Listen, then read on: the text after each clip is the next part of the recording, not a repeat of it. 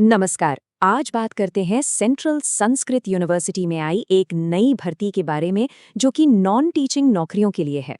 तो अगर कोई एक अच्छी, स्थिर सरकारी नौकरी की तलाश में है तो ये मौका उनके लिए बहुत खास हो सकता है।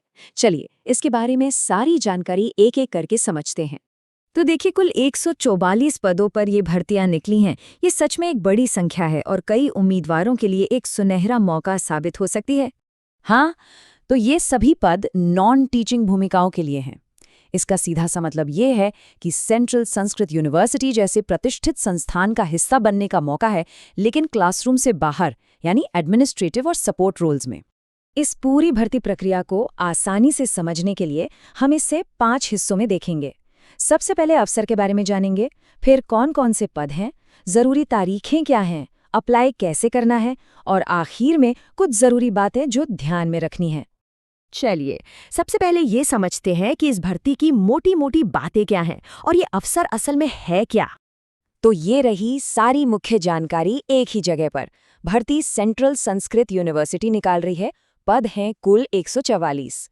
और हाँ, आवेदन का तरीका थोड़ा अलग है। ऑनलाइन भी करना है और फिर हार्ड कॉपी भी भेजनी है। अच्छा, अब बात करते हैं उन पदों की जिनके लिए ये भर्ती हो रही है और उनमें सैलरी क्या मिलेगी। आइए देखते हैं कि कौन-कौन सी भूमिकाएं हैं और उनका वेतनमान क्या है। ये जो 144 पद हैं, उन्हें अलग-अलग कैटेगरी में बांटा गया है। जैसा कि आप देख सकते हैं, सबसे ज्यादा यानी 84 पद अनारक्षित या जनरल कैटेगरी के लिए हैं। इसके बाद बाकी आरक्षित श्रेणियों के लिए भी अच्छी संख्या में पद रखे गए हैं। इसमें अलग अलग क्वालिफिकेशन और अनुभव वाले लोगों के लिए कई तरह के पद हैं। रजिस्ट्रार जैसे ऊंचे प्रशासनिक पद से लेकर मल्टीटास्किंग स्टाफ जैसी एंट्री लेवल भूमिकाओं तक, मतलब ऑप्शंस की एक लंबी लिस्ट है। और जहां तक सैलरी की बात है, तो उसमें भी काफी विविधता है।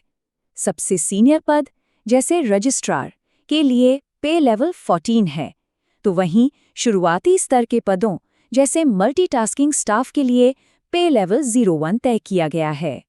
किसी भी एप्लीकेशन प्रोसेस में तारीखें सबसे ज्यादा जरूरी होती हैं, है ना? तो चलिए अब उन जरूरी तारीखों पर नजर डालते हैं जिन्हें भूलना बिल्कुल भी नहीं है।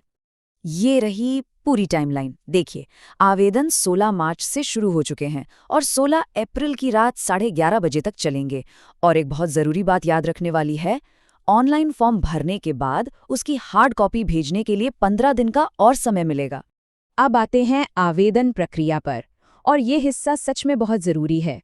यूनिवर्सिटी ने एक खास 2 स्टेप वाली प्रक्रिया रखी है, जिसे ठीक से समझना बहुत ज़रूरी है। तो सवाल ये उठता है कि अप्लाई करने का सही तरीका क्या है। मतलब ऐसा क्या करें जिससे ये पक्का हो कि एप्लीकेशन रिजेक्ट ना हो और उसे स्वीकार किया जाए। देखिए, आवेदन के 2 चरण हैं और दोनों ही करने हैं। पहला, यूनिवर्सिटी की वेबसाइट पर समर्थ पोर्टल के जरिए ऑनलाइन अप्लाई करना है। दूसरा, उसी ऑनलाइन फॉर्म का प्रिंट आउट लेना है, साइन करना है और फिर उसे डाक से नई दिल्ली में रजिस्ट्रार के पते पर भेजना है।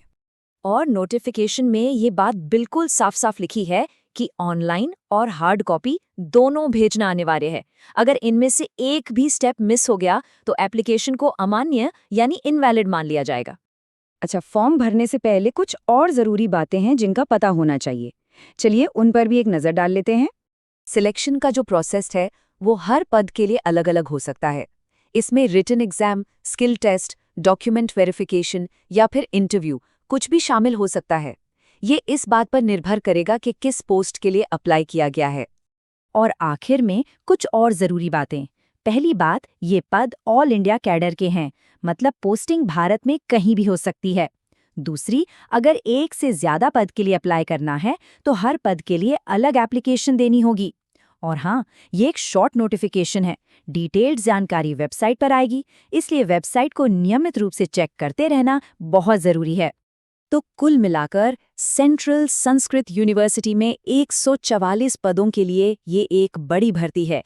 ये उन लोगों के लिए वाकई एक शानदार मौका है जो एक प्रतिष्ठित केंद्रीय यूनिवर्सिटी में सरकारी नौकरी करना चाहते हैं।